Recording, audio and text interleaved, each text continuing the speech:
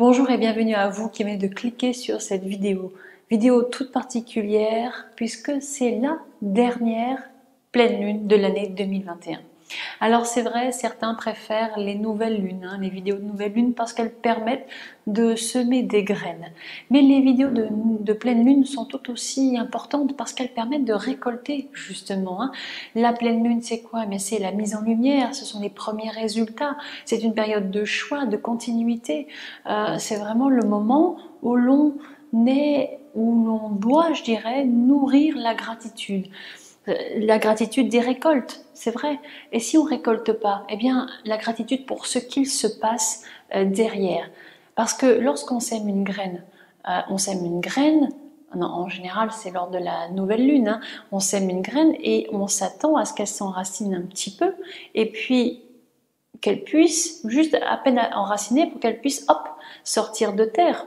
Voilà. Et quand elle sort de terre, eh bien on est content.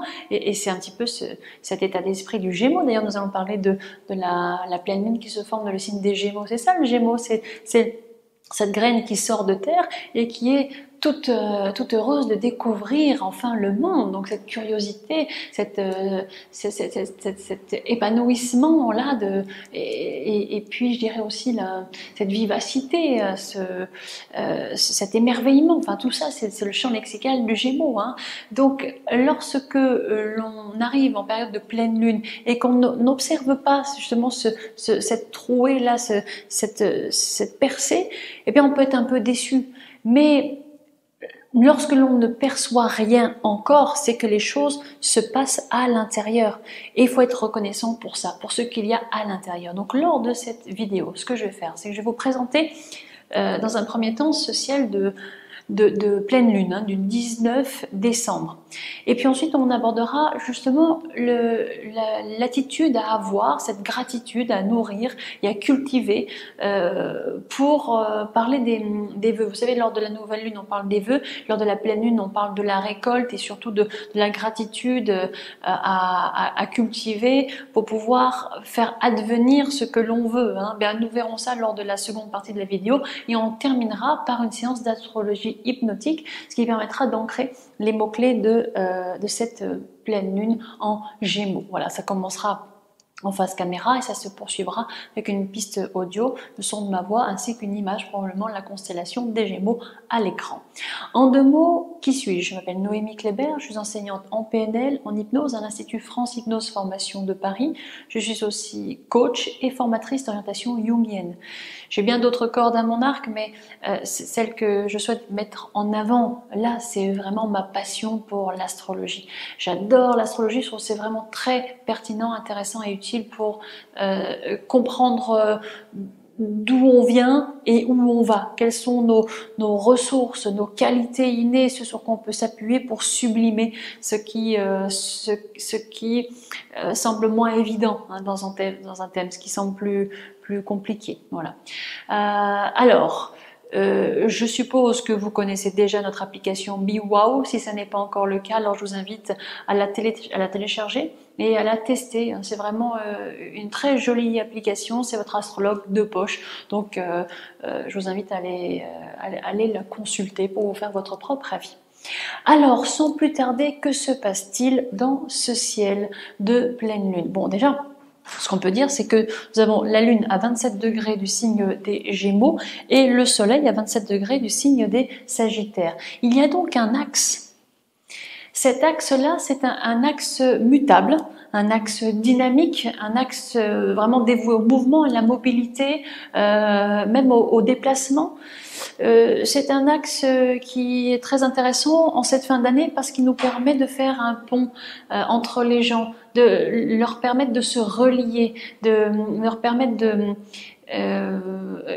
vivre correctement et avec facilité cette période, alors très enthousiasmante de fêtes de fin d'année, mais qui peuvent pour certains d'entre nous, être des moments un peu stressants parce que il faut ménager la chèvre et le chou, parce qu'il faut inviter un tel, et les repas de fin d'année sont parfois un peu casse-tête pour certains, et ça peut être anxiogène. Donc cet axe-là, c'est vraiment un axe qui est le bienvenu, je dirais, pour bien vivre cette fin d'année. Voilà, chercher à lier et relier les gens entre eux, faire un pont entre eux, chercher à ce que tout ça se passe au mieux. Alors, pour nous y aider, quel est le maître du Sagittaire? Eh bien, c'est Jupiter, et le maître des Gémeaux, c'est Mercure. Nous avons Mercure et Jupiter qui nous permettent de mettre en œuvre les moyens pour pouvoir faire évoluer les situations, pour pouvoir s'adapter aux situations aussi. Donc on a vraiment avec cet axe-là tout ce qu'il faut, tous les ingrédients qu'il faut pour bien vivre ces fêtes de fin d'année. Alors, on a en effet cette lune-là dans le signe des Gémeaux. Les mots-clés du Gémeaux, eh bien, c'est ça, c'est cette pousse-là qui sort à peine de terre, qui est curieuse, qui a envie de découvrir, qui s'épanouit, waouh, c'est vraiment, qui touche à tout, voilà, qui regarde partout, à droite, à gauche. Donc il y a ce côté fantaisie, légèreté, et c'est plutôt appréciable cette période, encore une fois, de fin d'année où on doit parfois composer. De nombreux facteurs sociaux et familiaux nous poussent parfois à vivre ces fêtes-là pas comme elles devraient être vécues. C'est-à-dire dans la légèreté, dans l'insouciance. Eh bien, la pleine lune en Gémeaux nous offre cette insouciance, cette légèreté. Alors notre sensibilité sera aussi un peu versatile, évidemment, à l'image du Gémeaux. Donc on risque, en même temps au contraire c'est bien, on va plonger dans une valse, la valse des émotions qui nous permettront les émotions d'apprécier ce côté parfois un peu superficiel des échanges, voilà, discuter un peu à droite, discuter un peu à gauche, etc. Et ça va être très agréable. Voilà, je trouve une configuration très agréable pour ces fêtes de fin d'année. Et en même temps, ce qui me paraît particulier aussi, c'est que cette pleine lune se trouve certes dans l'énergie des Gémeaux, donc très volatile, très dans l'échange, la curiosité, les petits contacts, etc. comme ça. Et en même temps, dans la maison 8, et la maison 8, eh bien, ça n'a rien à voir avec tout ça. La maison 8, c'est au contraire la profondeur. C'est le côté compréhension profonde des choses et même transformation. Donc, je dirais que quelque part, c'est un peu comme si, lors de ces fêtes de fin d'année, parce que bon, c'est la pleine lune du 19, évidemment, le 21 on rentre dans le solstice d'hiver, et ensuite on est dans les fêtes de fin d'année. Donc il y a là comme une ambiance très un peu superficielle mais agréable, cette superficialité agréable qui en même temps, du fait de la maison 8, vous permettra de capter l'autre tout de suite, vous permettra de rentrer dans la profondeur de la personne que vous avez en face de vous, mais sans pour autant être trop Sherlock Holmes par rapport à cette personne. Non, c'est juste, je comprends, je capte la personne, mais je surfe sur le bon moment, je surfe sur la situation, je cherche à faire évoluer la situation, à ce que tout se passe bien, et je m'adapte, encore une fois, l'axe là avec Jupiter et puis Mercure, on a quelque chose de très adaptatif, et puis cette envie de relier les gens entre eux, de créer une bonne ambiance et que tout ça se passe au mieux. Voilà. Donc ça, c'est un petit peu l'idée de cet axe et de cette pleine lune à 27 degrés du signe des Gémeaux. Maintenant, voyons un peu ce qui se passe avant. J'aime toujours regarder ce qu'il y a un peu avant parce que ça permet de comprendre l'énergie qui se met en place. Donc le 13 décembre, nous avons la planète Mars qui rentre dans le signe de Sagittaire et la planète Mercure qui rentre dans le signe de Capricorne. Eh bien, c'est un peu, d'un point de vue énergétique en fait, c'est une dynamique qui crée un courant d'ondes très stimulante. Alors on a un esprit d'entreprise, on a confiance, donc la confiance et l'esprit d'entreprise sont dans l'air et c'est l'occasion parfaite pour lancer quelque chose. Alors, ben, se lancer dans une nouvelle aventure, hein, créer quelque chose, initier. Hein. Et toutes ces créations, ces choses que l'on initie, si on le fait de manière sincère, eh bien, ce sera couronné de succès. Pourquoi? Parce qu'on parle de Jupiter. Évidemment, et Jupiter, eh bien, c'est la planète de l'amplification, hein, c'est la grande bénéfique du zodiaque. Donc cette planète-là, elle apporte réussite et récompense. À qui? Eh bien, à qui s'ouvre, à qui joue le jeu, entre guillemets, à qui joue le jeu de s'installer dans un état d'esprit réceptif à la joie. C'est-à-dire, la vie ne peut pas nous apporter quelque chose auquel on ne croit pas. C'est-à-dire, il faut s'ouvrir et avoir foi quelque part en cette magie céleste, en ces énergies-là. Voilà. Donc, si on a cet état d'esprit, alors il est possible que toutes ces nouvelles aventures dans lesquelles on va se lancer en fin d'année, toutes ces initiatives, si elles sont sincères, pleines de bonne volonté, pleines d'énergie positive, si on croit vraiment en ce que l'on fait, eh bien probablement en effet que nos initiatives seront couronnées de succès. Parce que la pleine lune, ben, elle se forme dans le signe des Gémeaux, c'est vrai, mais elle est aussi au trigone de Jupiter. Hein. Vous voyez, la nouvelle lune dans le signe des Gémeaux, au trigone de Jupiter. Voilà. Donc, cette grande bénéfique-là va probablement nous permettre de bénéficier très rapidement des actions menées. Et ça, vraiment, en cette fin d'année, c'est plutôt appréciable. Et en même temps que nous avons donc la Lune trigone à Jupiter qui va quelque part nous inviter à nous relier à plus grand que nous pour récolter les bienfaits de tout ce que l'on aura initié, et bien en même temps nous avons la planète Neptune qui est au carré des luminaires, hein, donc Neptune carré au soleil, carré à la lune, donc Neptune carré au luminaire, toujours cette période de flou, d'incertitude qui peut générer de la peur, de la crainte et même du manque, mais ces émotions-là de crainte, de peur, de manque, on n'en veut pas parce qu'elle pollue. Et on a dit il y a quelques instants qu'on cherche plutôt à ouvrir l'esprit, à être vraiment réceptif pour permettre à la grande bénéfique, à Jupiter, de nous envoyer des signes, de nous envoyer tout ce dont on a besoin, de bonnes opportunités, justement, etc. Donc ne pas se polluer avec cet aspect dissonant qui engendre de la peur, du manque, etc. Donc en effet, il y a un double carré au luminaire à Neptune, mais on se déleste de ça et au contraire, peut-être on force le trait pour plonger à l'intérieur de soi, pour s'offrir à soi cet amour inconditionnel.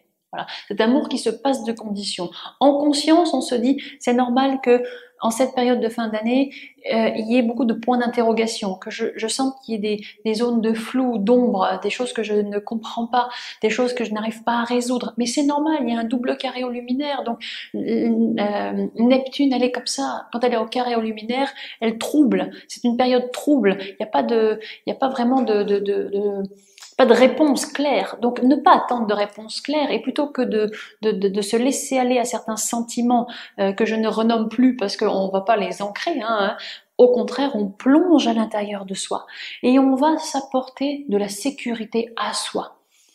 On va s'apporter de l'amour à soi, cet amour qui se passe de conditions, cet amour inconditionnel. Donc pour moi, j'ai pas envie d'aborder ce double carré des luminaires à Neptune comme quelque chose générateur de peur ou autre. C'est plutôt pour moi, avec une vision plutôt positive des choses et orientée solution, hein, puisque c'est un peu ça aussi le développement personnel, c'est orienté solution. Eh bien, je préfère envisager ce double carré au luminaire comme une invitation à plonger à l'intérieur de soi pour s'apporter de l'amour inconditionnel. Alors, mardi 21 décembre, le soleil va faire son entrée dans le signe des Capricornes. C'est le moment où l'on fête le solstice d'hiver, la nuit la plus longue de l'année. Certains peuples l'appellent Yule, d'autres célèbrent les Saturnales, que ce soit Yule ou les Saturnales. Finalement, Pour les Saturnales, d'ailleurs, ce qui est intéressant, c'est que l'on va célébrer Saturne, le dieu Saturne. Saturne, c'est le dieu du temps. C'est un gage de sagesse. Hein. Donc, c'est intéressant. Les Saturnales sont des fêtes qui s'organisent une semaine avant le solstice d'hiver et qui permettent donc de célébrer Saturne. Eh bien, c'est ça, le 21, on rentre dans cette période de l'année où la nuit est longue, la plus longue. Le froid est vraiment mordant à l'extérieur. Et cette célébration, Yule, hein, je viens de parler des Saturnales, mais Yule représente la vie en gestation dans le ventre de la terre-mère. Et même si la nature semble morte à l'extérieur, ce n'est qu'une impression, ce n'est qu'une illusion, parce qu'à l'intérieur, et déjà en ce moment même à l'intérieur de la terre, dans le silence de l'hiver, eh bien, il y a une certaine exubérance. L'exubérance de la vie en gestation qui se prépare, qui est là, qui est toute proche de la renaissance. Et oui, parce que là, l'espoir revient. Il revient tandis que on est dans la nuit la plus longue de l'année. Eh bien, une fois que ce passage, ce point astronomique sera passé, les jours vont commencer à rallonger. Et alors, l'espoir revient. Bon, c'est bien de vouloir célébrer l'espoir, hein, en allumant des bougies, faisant des feux de cheminée, tout ça, c'est super. Mais en même temps, je me dis, enfin, ma réflexion, c'est un peu, bon, fêtons aussi ce qui est là.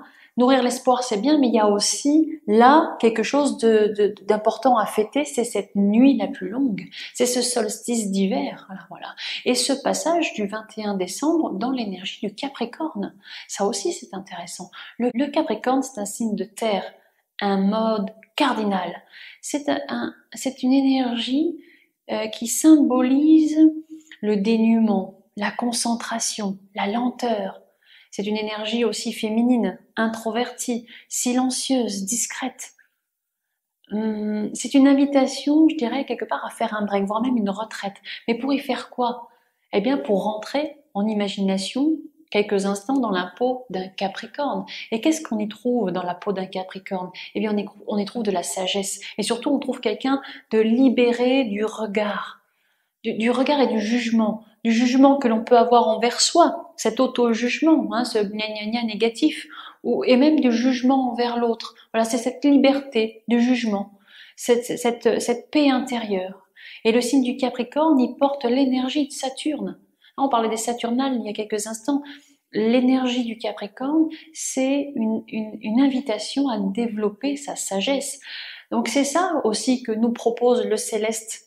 À partir du 21 décembre, c'est quelque part, eh bien, de profiter de tout ce que l'on a vu au préalable et en même temps rentrer un peu dans une attitude plus sage. Voilà, camper un peu la posture du Capricorne, sa lenteur, sa sagesse. Voilà. Et ça peut nous faire du bien. D'autant que 2021 s'achève avec l'entrée de Jupiter dans le signe des Poissons.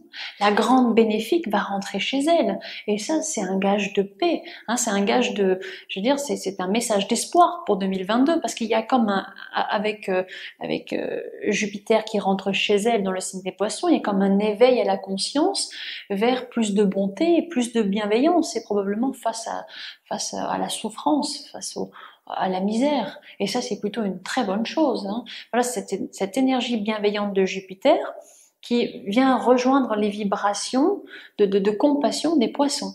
Et là, on va surfer sur quelque chose de beaucoup plus agréable. Voilà, donc 2022 commence sur de bons auspices, comme on dit. Hein, et ça, c'est vraiment agréable. Donc il y a de bonnes choses qui se profilent pour cette fin d'année et ce début d'année 2022. Vous le savez maintenant, la nouvelle et la pleine lune traversent toutes les deux les 12 signes du zodiaque chaque année, et donc c'est l'occasion à chaque fois de traverser 12 énergies différentes et d'utiliser les champs lexicaux, hein, chaque fois, chaque nouvelle et pleine lune, le champ lexical du signe dans lequel se trouve la lune. Et ici, en l'occurrence, la lune se trouve en Gémeaux. Donc c'est l'occasion d'utiliser le champ lexical du Gémeaux. Alors, eh bien, quand on dit Gémeaux, on pense quoi? On pense, souvenez-vous, ce que je vous ai dit tout à l'heure, hein, là, on sème une graine en Bélier, Taureau, elle va d'un petit peu s'enracine un peu dans la terre, dans le confort de la terre du Taureau, et hop, en Gémeaux, elle perce. Donc, qu'est-ce que c'est? Ça veut dire quoi? Percer la terre pour une petite pousse? Ben, ça veut dire, waouh, c'est émerveillé, waouh, je découvre le monde, waouh, tout m'attire, tout me fascine, j'ai envie de goûter à tout, mais rapidement, de manière superficielle, parce que j'ai pas le temps d'aller en profondeur. J'ai envie de toucher à tout, goûter à tout, tout m'émerveille, tout m'intéresse. Et c'est ça, le Gémeaux. Et donc, lors de la nouvelle lune, on va utiliser ce champ lexical pour travailler sur cette fraîcheur, sur cette vivacité d'esprit, sur cet émerveillement.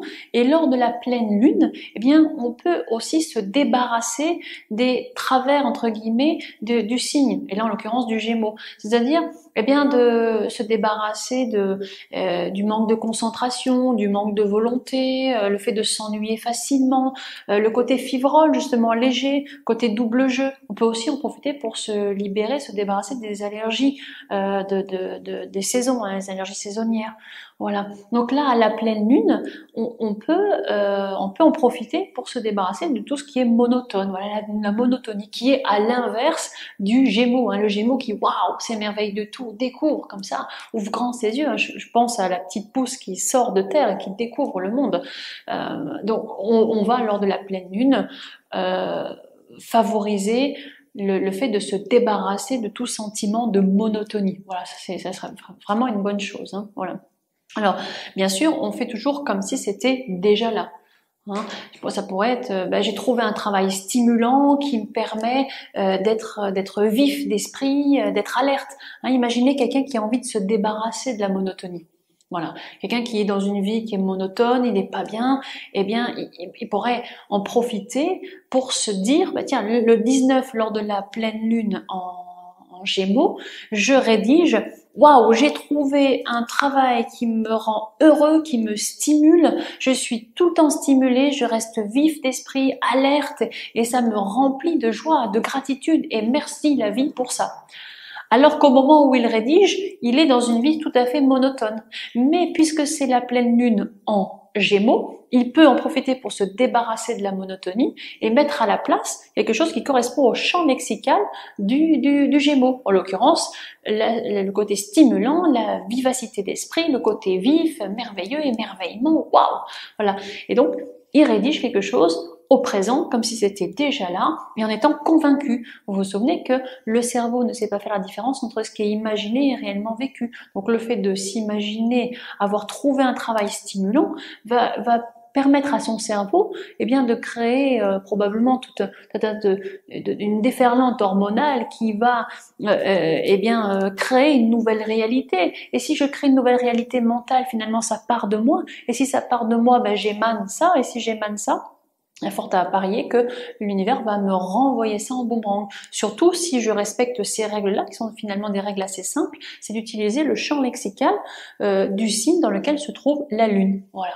Donc ça peut être aussi, pour quelqu'un d'un peu timide, se dire je me débarrasse de ça, de la timidité, puisque ça n'a rien à voir la timidité avec le Gémeaux. Au contraire, le Gémeaux, il est waouh, je suis content d'être assertif en présence de nouvelles personnes, je prends plaisir à rencontrer de nouvelles personnes. Voilà, ce côté prendre plaisir à rencontrer des petits contacts furtifs. À chaque fois que je rencontre des nouvelles personnes, discuter un petit peu, je prends plaisir, j'aime ça. Ou alors quelque chose du genre, je suis reconnaissant pour toutes ces synchronicités qui m'arrivent en ce moment. Je suis reconnaissant de toutes ces choses qui m'arrivent au bon moment. Voilà, je chope l'info dont j'avais besoin au bon moment, hein, ce côté là très très Gémeaux. Voilà. Et donc je vous laisse un temps pour rédiger ça. Et faire comme si c'était déjà là et sentir de la gratitude. Souvenez-vous, parfois les choses se passent sous terre, ça n'est pas encore la réalité et pourtant c'est déjà là, mais sous terre. Eh bien, ne pas être désespéré ou ne pas se lasser ou pire encore laisser tomber parce qu'on ne voit pas. C'est pas parce qu'on ne voit pas qu'il ne se passe rien. Être reconnaissant pour ce qui est en train de se faire mais qui n'est pas encore visible. C'est super important. Nourrissez la gratitude. Voilà. Alors pour ce faire, eh bien, nous allons partir sur une séance d'astrologie hypnotique qui va permettre d'ancrer les mots-clés de cette pleine lune en Gémeaux. Hein, voilà. Alors, si vous le voulez bien, on va commencer par une petite expérience assez amusante. Je vais vous inviter à essayer de ne plus cligner des yeux. Voilà. Et c'est marrant parce qu'il y a quelques instants, je vous ai dit, le cerveau, hein, bon, plus précisément l'hémisphère droit, entend mais ne comprend pas la négation, parce que l'hémisphère droit se fait des représentations mentales avec les mots entendus. Donc lorsque je dis, je vais vous inviter à essayer de ne plus cligner des yeux, eh bien, votre hémisphère droit se fabrique une image mentale de vous en train de cligner des yeux, parce que c'est sa façon de fonctionner. Il se fabrique des images mentales, hein, l'hémisphère droit. Donc il se fabrique une image mentale de vous en train de cligner des yeux, alors que justement je suis en train de vous proposer d'essayer de ne plus cligner des yeux. Donc cela probablement vous donne envie de cligner des yeux. Et c'est normal. Vous voyez un peu le bug que ça peut créer entre les deux hémisphères. L'hémisphère gauche qui entend et qui comprend le concept, hein, et en même temps l'hémisphère droit qui fabrique une image. Et il y a là comme une dissonance entre les deux. Voilà. Alors je vais vous inviter maintenant justement soit à fermer les yeux, soit à continuer l'expérience. Essayez de ne pas cligner des yeux pour laisser une certaine sécheresse s'installer au niveau des paupières. Voilà, comme ça. Et puis vous fermerez les yeux quand ce sera le bon moment. Quand vous sentirez que c'est le moment pour fermer les yeux. Voilà. Tout en sachant que vous pouvez vivre l'expérience en étant assis, ou bien allongé, ou en faisant toute autre chose. Tout ce qui vous permet pertinent, intéressant et utile de faire. Et on va commencer par une bonne inspiration. Et puis une bonne expiration. Voilà, et c'est amusant de remarquer qu'à l'inspiration, quelque chose s'élève, s'émancipe, tandis qu'à l'expiration, on rentre plus en profondeur dans l'expérience. Voilà. Donc je vais vous inviter maintenant à fermer les yeux pour ceux qui ont envie de fermer les yeux. Voilà, c'est le bon moment. Et puis commencez à chaque inspiration vraiment à laisser vos épaules s'élever. Commencez à vous extraire en imagination et agréablement. Vous extraire de vous comme ça. Tandis qu'à l'expiration, c'est au contraire comme si vous rentriez plus profondément dans l'expérience. Comme si vous aviez envie vraiment de vivre l'expérience de l'état modifié de conscience, qui n'est finalement qu'un état que vous connaissez par cœur. Parce que c'est exactement comme quand vous vous adonnez à une activité que vous appréciez tout particulièrement. Certains aiment faire de la cuisine, cuisiner, d'autres jardiner, d'autres lire, ou bien étreindre un animal de compagnie, câliner un animal de compagnie. Voilà, ce sont des activités qui peuvent être soit un hobby, soit tout simplement un moment agréable. Et lorsque l'on s'adonne à un hobby ou à un moment que l'on aime bien, pour certains ça peut être tout simplement boire un café, eh bien on se laisse aller. C'est un moment où on se sent bien. Et à ce moment-là, on rentre tout naturellement dans un état modifié de conscience. C'est ça, comme ça. Et bien là, en fermant les yeux et en vous laissant aller, vous allez rentrer dans cet état particulier qui va vous permettre eh bien, de laisser certains mots s'installer à l'intérieur de vous.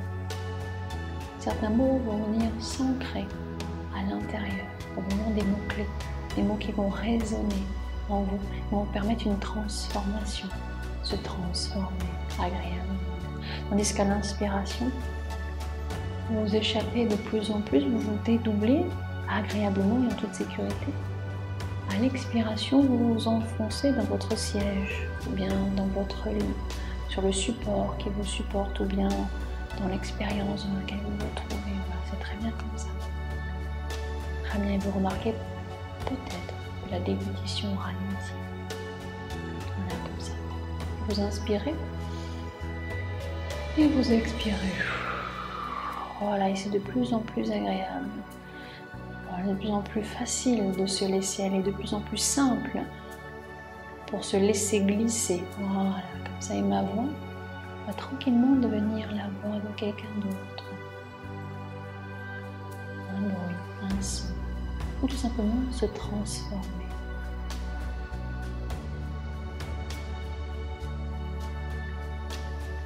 Voilà, comme ça, très bien, ma voix se transforme. Laissez-la transformer, tranquillement. Et à l'image de la nature, nous nous enfonçons de plus en plus dans l'obscurité. C'est un moment idéal pour faire un retour sur soi-même en toute sécurité. Vous avez sans doute remarqué, le froid se fait de plus en plus mordant à l'extérieur, tandis qu'à l'intérieur, les feux de cheminée réchauffent. Il fait bon. Et la température est même idéale. Idéale pour se relaxer, se relâcher.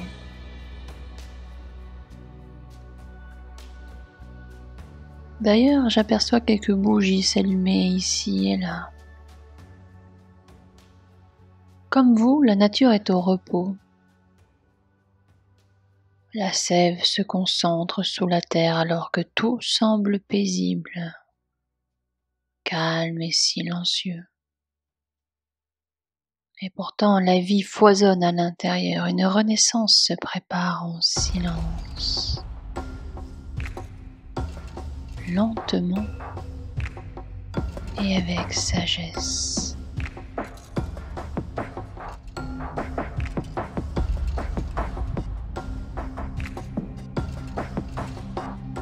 La vie foisonne à l'intérieur, une renaissance se prépare en silence, lentement,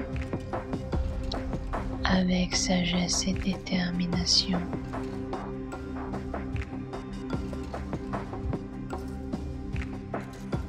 La vie foisonne à l'intérieur, une renaissance se prépare en silence, lentement, avec sagesse, détermination, patience et introspection.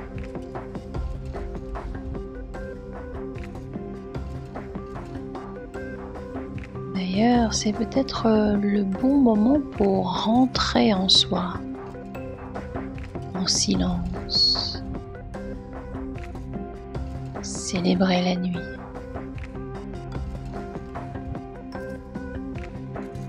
C'est un temps de réflexion, de retour sur soi.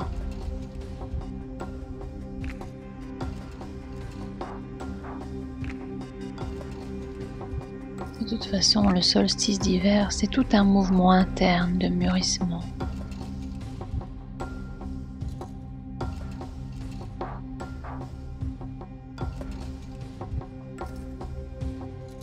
Prenez quelques instants pour laisser votre inconscient faire. D'ailleurs, il sait bien mieux que votre conscient ce qui est bon pour vous. Voilà, comme ça, dans une bonne inspiration. Et dans une bonne expiration, laissez-vous aller. Votre inconscient sait bien mieux que vous ce qui est bon pour vous. Alors, laissez vos graines germer en profondeur. C'est grâce à elles que vos projets sortiront de terre au printemps. Alors, laissez tout cela mûrir dans la lenteur de l'hiver. Cultivez en silence la flamme de votre richesse intérieure.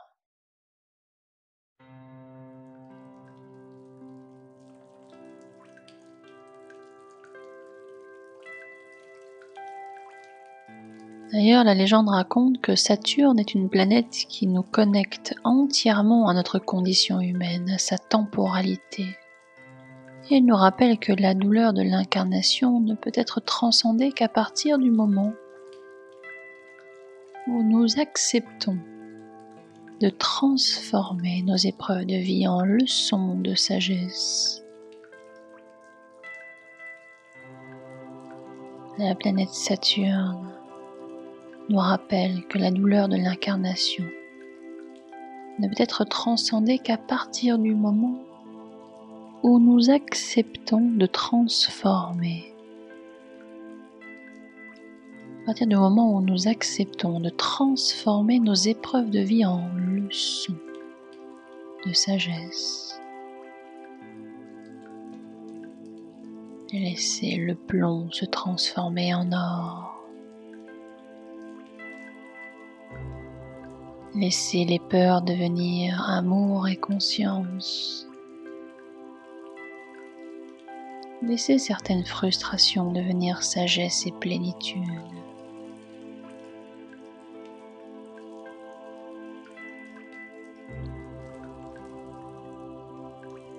Se transformer en or, devenir amour et conscience. Les choses deviennent beaucoup plus agréables. Et vous êtes probablement maintenant beaucoup plus prêt à lâcher le superflu pour revenir à l'essentiel.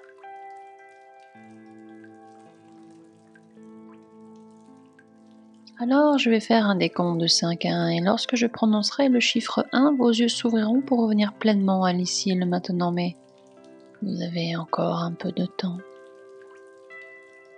5. Encore un peu de temps pour profiter de ce voyage particulier au cœur même de la nuit la plus longue.